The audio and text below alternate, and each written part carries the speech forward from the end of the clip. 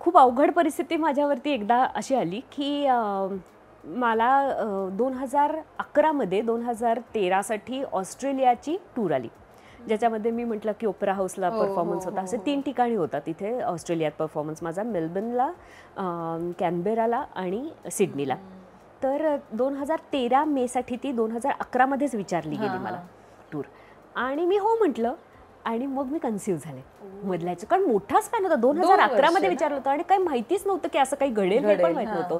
आणि मग मी कॅल्क्युलेट केलं तर मला असं लक्षात आलं की माझं बाळ 4च महिन्यांचं असणार आहे मी जेव्हा जाईन तेव्हा. तर मग आपल्याला जमणार आहे ना हे सगळं. आणि जे कळलं तोपर्यंत त्यांनी सांगितलं की मेलबर्न रिसायटल सेंटरची तिकीट्स सोल्ड आउट आहेत. तर म्हणजे नाही म्हणणं हे सुद्धा प्रोफेशनल नव्हतं. असे किती टूर्स क्लासिकलसाठी येतात हाही एक महत्त्वाचा भाग होता.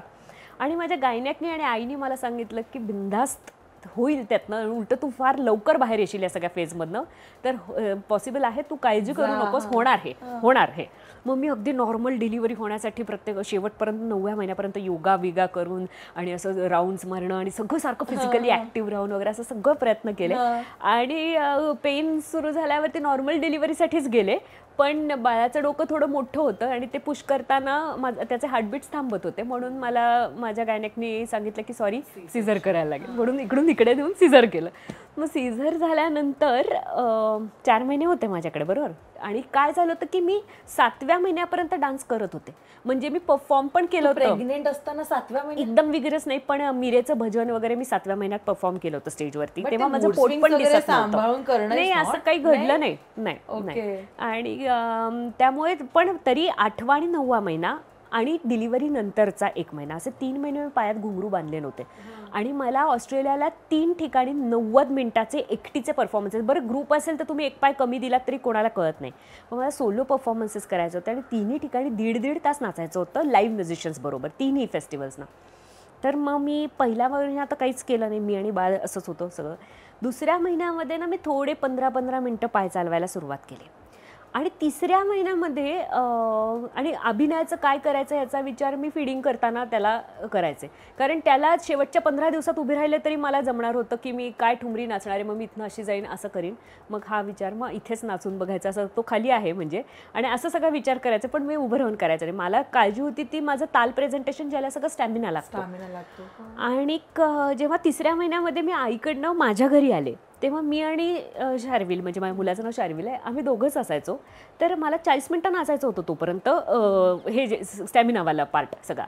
तर मी काय करायचे, आंघोळ करून त्याला असे समोर ठेवायचे आणि त्याच्याकडे बघून म्हणायचे धाकडतं धुमकडतं धाकडतं तकडान कधी कधी धादा दाढी, त्याला वाटायचं मी त्याच्याशी खेळते तो असं करायचा. मग मी ती फ्रेज माझी म्हणून झाली की मी मागे येऊन नाचायचे. तोपर्यंत तो थोडासा रेस्टलेस व्हायचा की परत मी पुढे ता दिदी तक थो दिगन नाव धोकडी तक तो ता दी थोदी तक दी तक तक दिग तो असं परत असं खुश व्हायचा. असं त्याला खेळवत खेळवत मी 40 मिनटं नाचले शेवटच्या त्या महिन्यामध्ये 3ऱ्या. आणि 4थ्या महिन्यामध्ये मला जायला लागलं ऑस्ट्रेलियाला.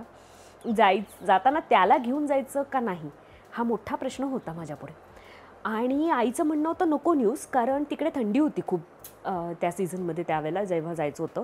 आणि ती म्हणाली की इथे त्याला बघायला डॉक्टर पण नेहमीचे आमचे आहेत जे जवळ आहेत, माझी सख्खी बहीण आणि आई मिळून दोघं मिळून त्याला सांभाळू शकतात, पण तिकडे तुझ्याबरोबर कोणीच नसेल सांभाळायला आणि ते प्रोफेशनल पण तसं वाटणार नाही. आणि त्याला काही झालं तर तुझं धड परफॉर्मन्सकडे लक्ष लागणार नाही. अजून तसं ते छोटं आहे, पण ते छोटं आहे म्हणूनच त्याला सोडून जाताना मला आई म्हणून काय गिल्टी वाटलंय.